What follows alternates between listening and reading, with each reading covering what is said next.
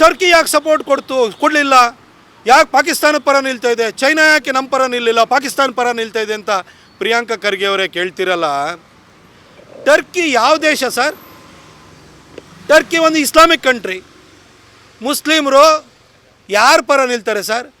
ಅಂಬೇಡ್ಕರ್ ಅವರೇ ಹೇಳಿದರು thoughts on ಪಾಕಿಸ್ತಾನದಲ್ಲಿ, ಮುಸ್ಲಿಮರು ಯೂನಿವರ್ಸಲ್ ಬ್ರದರ್ಹುಡ್ ಅಂತ ಮಾತನಾಡಿದರೆ ಅದು ವಿಶ್ವ ಭ್ರಾತೃತ್ವ ಅಲ್ಲ, ಅದು ಓನ್ಲಿ ಇಸ್ಲಾಮಿಕ್ ಬ್ರದರ್ಹುಡ್ ಅಂತ ಅಂಬೇಡ್ಕರ್ ಅವ್ರು ಹೇಳಿದರು. ಬಾಯಿ ಬಿಟ್ಟರೆ ಅಂಬೇಡ್ಕರ್ನ ಜಪಿಸ್ತಾ ಇರ್ತಿರಲ್ಲ, ಅಂಬೇಡ್ಕರ್ ಚಿಂತನೆನೇ ನೀವು ಓದ್ಕೊಂಡಿಲ್ವಲ್ಲ ಸರ್? ಟರ್ಕಿ ಒಂದು ಇಸ್ಲಾಮಿಕ್ ದೇಶ, ಪಾಕಿಸ್ತಾನ ಇಸ್ಲಾಮಿಕ್ ದೇಶ. ಪಾಕಿಸ್ತಾನ ಪರ ನಿಲ್ದಲೇ ಟರ್ಕಿ ನಮ್ಮ ಪರ ನಿಲ್ಲುತ್ತಾ? ಈ ಥರ ನೀವು ಕ್ಷುಲ್ಲಕವಾಗಿ ಪ್ರಶ್ನೆನ ಕೇಳ್ತಿದ್ರ, ಟರ್ಕಿ ಯಾಕೆ ನಮ್ಮ ಪರ ನಿಲ್ಲಿಲ್ಲ ಅಂತ. 1965ರಲ್ಲಿ ನಿಮ್ಮದೇ ಕಾಂಗ್ರೆಸ್ ಸರ್ಕಾರ ಇತ್ತು. ಆವತ್ತು ಕೂಡ ಪಾಕಿಸ್ತಾನದ ಮೇಲೆ ನಾವು ಯುದ್ಧವನ್ನೇ ಮಾಡಿದು. ಆವತ್ತು ಟರ್ಕಿ ಯಾರಿಗೆ ಸಪೋರ್ಟ್ ಕೊಟ್ಟಿತ್ತು ಸರ್? ನಿಮ್ಮದೇ ಸರ್ಕಾರ ಇತ್ತಲ್ಲ, ಆವತ್ತು ಪಾಕಿಸ್ತಾನಕ್ಕೆ ಸಪೋರ್ಟ್ ಕೊಟ್ಟಿತ್ತು. ಯಾಕೆಂದರೆ ಪಾಕಿಸ್ತಾನ ಮುಸ್ಲಿಂ ಕಂಟ್ರಿ. 1971ರಲ್ಲಿ ಬಾಂಗ್ಲಾದೇಶವನ್ನು ಪ್ರತ್ಯೇಕ ಮಾಡುವಂಥ ಯುದ್ಧ ನಡೀತು. ಆವತ್ತು ಯಾರಿಗೆ ಸರ್ ಟರ್ಕಿ ಸಪೋರ್ಟ್ ಕೊಟ್ಟಿತ್ತು? ಆವತ್ತು ಕೂಡ ಪಾಕಿಸ್ತಾನಕ್ಕೆ ಸರ್ ಸಪೋರ್ಟ್ ಕೊಟ್ಟಿದ್ದು. ಅದು ಬಿಡಿ, ಟರ್ಕಿ ಯಾಕೆ ಪಾಕಿಸ್ತಾನಕ್ಕೆ ಸಪೋರ್ಟ್ ಕೊಡುತ್ತೆ ಹೇಳಿ? ಆ ಟರ್ಕಿನ ಇವತ್ತು ಈ ಮಟ್ಟಕ್ಕೆ ಬೆಳೆಸಿದವ್ರು ಯಾರು ಹೇಳಿ? 1918ರಲ್ಲಿ ಎರಡನೇ ಮಹಾಯುದ್ಧ ಮುಗಿದು ತದನಂತರ ಆಗ ಟರ್ಕಿ ಏನಿದೆ, ಆಟಮನ್ ಟರ್ಕ್ಸ್ ಅಂತ ಏನು ಹೇಳ್ತಿದ್ದು, ಟರ್ಕಿಯ ಖಲೀಫಾ ಇದನ್ನೆಲ್ಲ ಅವನು ವಿಶ್ವದಲ್ಲಿರುವಂತಹ ಮುಸಲ್ಮಾನ ರಾಷ್ಟ್ರಗಳಿಗೆ ಅವನಂತರ ಧರ್ಮಗುರು ಇದ್ದಾಗಿದ್ದ. ಆ ಖಲೀಫನ ಪದಚ್ಯುತವನ್ನು ಮಾಡ್ತಾರೆ. ಖಲೀಫನ ವಾಪಸ್ ರೀಇನ್ಸ್ಟೇಟ್ ಮಾಡಲಿಕ್ಕೆ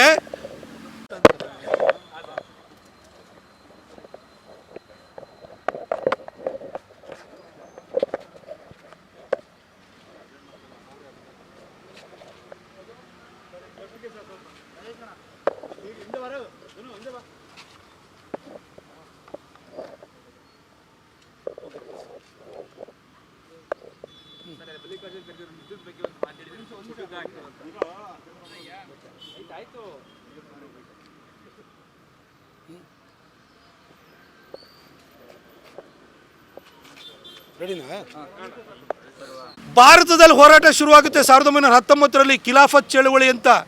ಆ ಖಿಲಾಫತ್ ಚಳುವಳಿಗೆ ಬೆಂಬಲ ಕೊಟ್ಟಿದ್ದು ಯಾರು ಹೇಳಿ? ನಿಮ್ಮ ಗಾಂಧೀಜಿ, ನಿಮ್ಮ ಕಾಂಗ್ರೆಸ್ಸು.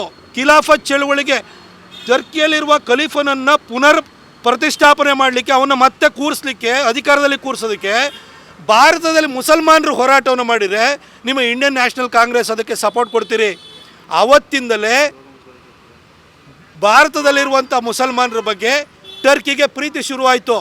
1947ರಲ್ಲಿ ಭಾರತ ಮತ್ತು ಪಾಕಿಸ್ತಾನ ಅನ್ನೋದು ಸಪ್ರೇಟಾಗಿ ಧರ್ಮದ ಆಧಾರದ ಮೇಲೆ ಮುಸಲ್ಮಾನರಿಗೆ ಪ್ರತ್ಯೇಕವಾದಂಥ ರಾಷ್ಟ್ರ ಸಿಕ್ಕಿದ ಮೇಲೆ ಟರ್ಕಿಯ ಪ್ರೀತಿ ಅದು ಪಾಕಿಸ್ತಾನಕ್ಕೆ ವರ್ಗಾವಣೆ ಆಯಿತು. ಕನಿಷ್ಠ ಇದನ್ನು ಅರ್ಥ ಮಾಡ್ಕೊಳ್ಳಿ ಸರ್. ಹಾಗೆ ಚೈನಾ ಯಾಕೆ ಸಪೋರ್ಟ್ ಮಾಡಲಿಲ್ಲ ಅಂತ? ಚೈನಾ ನಮ್ಮ ಪಕ್ಕದಲ್ಲಿರೋದು ಸರ್, ನಮ್ಮ ಎನಿಮಿ ಕಂಟ್ರಿ. ಚೈನಾ ಜೊತೆಗೆ ಪಂಚಶೀಲ ಒಪ್ಪಂದವನ್ನು ಮಾಡ್ಕೊಳ್ತೀವಿ ಅಂತ ನಿಮ್ಮ ನೆಹರು 1954ರಲ್ಲಿ ಒಪ್ಪಂದ ಮಾಡಿಕೊಂಡ್ರು. 59ರಲ್ಲಿ ಟಿಬೆಟನ್ನು ಕಬಳಿಸಿದ್ರು, 62ರ ಮೇಲೆ ನಮ್ಮನ ಮೇಲೆ ದಾಳಿ ಮಾಡಿದರು. ಅವತ್ತು ನಮಗೆ ದೋಖಾನೆ ಬಗ್ದಿದ್ದಲ್ವ ಸರ್? ಅದೇ ರೀತಿ ಇವತ್ತು ಡೋಕ್ಲಾಮ್ ಇರ್ಬೋದು, ಎಲ್ಲ ಕಡೆನೂ ಕೂಡ ನಮ್ಮ ಹೋರಾಟ ಅವ್ರ ಜೊತೆ ನಡೀತಾನೆ ಇದೆ. ಅವರೊಂದು ಎನಿಮಿ ಕಂಟ್ರಿ ನಮಗೆ ಹ್ಯಾಕೆ ಸಪೋರ್ಟ್ ಮಾಡೋಕ್ಕಾಗುತ್ತೆ ಸರ್? ಇನ್ನು ಉಳಿದ ದೇಶಗಳ ಬಗ್ಗೆ ಹೇಳಕ್ಕೆ ಹೋಗೋಣ. ಸೌದಿ ಅರೇಬಿಯಾ ಯಾವಾಗಲೂ ಕೂಡ ಪಾಕಿಸ್ತಾನಕ್ಕೆ ಸಪೋರ್ಟ್ ಮಾಡ್ತಾಯಿದೆ. ಯಾಕೆಂದರೆ ಸೌದಿ ಸುನ್ನಿ ಕಂಟ್ರಿ, ಪಾಕಿಸ್ತಾನನೂ ಸುನ್ನಿ ಕಂಟ್ರಿ. ಆದರೆ ಈ ಸರಿ ಸೌದಿ ಅರೇಬಿಯಾ ಪಾಕಿಸ್ತಾನ ಪರ ನಿಂತಿದೆಯಾ?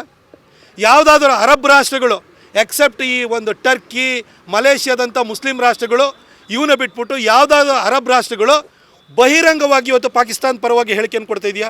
ಅಥವಾ ಭಾರತವನ್ನು ಖಂಡಿಸುವಂಥ ಕೆಲಸವನ್ನು ಯಾವುದಾದ್ರೂ ಅರಬ್ ರಾಷ್ಟ್ರಗಳು ಮಾಡ್ತಾ ಇದ್ದಾವೆ? ಇವತ್ತು ಯಾವುದಾದ್ರೂ ಯುರೋಪಿಯನ್ ಕಂಟ್ರೀಸ್ ಮಾಡ್ತಾ ಇದೆಯಾ? ಇದು ಮೋದಿಯವರ ರಾಜತಾಂತ್ರಿಕ ಜಾಣ್ಮೆಯನ್ನು ಅವರು ಈ 11 ವರ್ಷಗಳಿಂದ ಮಾಡ್ತಿರುವಂಥ ಸತತ ಪ್ರಯತ್ನದ ದ್ಯೋತಕವಾಗಿದೆ ಇದು. ಇದೇ ಡಿಪ್ಲೊಮ್ಯಾಟಿಕ್ ಗೆಲುವು ಅಂತೇಳಿ ನಮ್ಮ ವಿರುದ್ಧ ಮಾತನಾಡ್ದಲೇ ಬಾಯಿ ಮುಚ್ಕೊಂಡು ಕೂತಿರೋದು ಇದೆಯಲ್ಲ, ಅದು ಕೂಡ ನಮ್ಮ ಜಾಣ್ಮೆಯನ್ನು, ನಮ್ಮ ಯಶಸ್ಸನ್ನು ತೋರಿಸುತ್ತೆ. ಕನಿಷ್ಠ ಅದನ್ನು ಅರ್ಥ ಮಾಡ್ಕೊಳ್ಳಿ ಸರ್.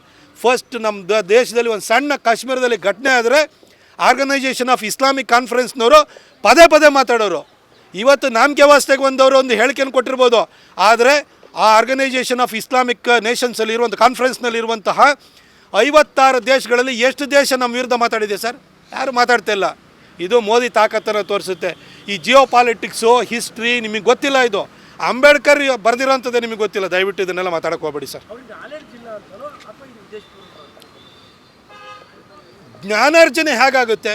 ಶಾಲೆ ಕಾಲೇಜು ಡಿಗ್ರಿ ಮಾಸ್ಟರ್ ಡಿಗ್ರಿಯನ್ನು ಮಾಡಿದರೆ, ಓದುವಂಥ ಹವ್ಯಾಸ ಇದ್ದರೆ, ಹಿರಿಯರು ಹೇಳಿದ್ದನ್ನು ತಿಳ್ಕೊಳ್ಳುವಂಥ ವ್ಯವಧಾನ ಇದ್ದರೆ ಇದೆಲ್ಲ ಬರುತ್ತೆ. ಈ ವಿಷಯದಲ್ಲಿ ಭಾಳಷ್ಟು ಕಾಂಗ್ರೆಸ್ಸಿಗರು ಎಲ್ಲಿದ್ದಾರೆ ಅಂತ ನಿಮಗೆ ಗೊತ್ತಾಗುತ್ತೆ.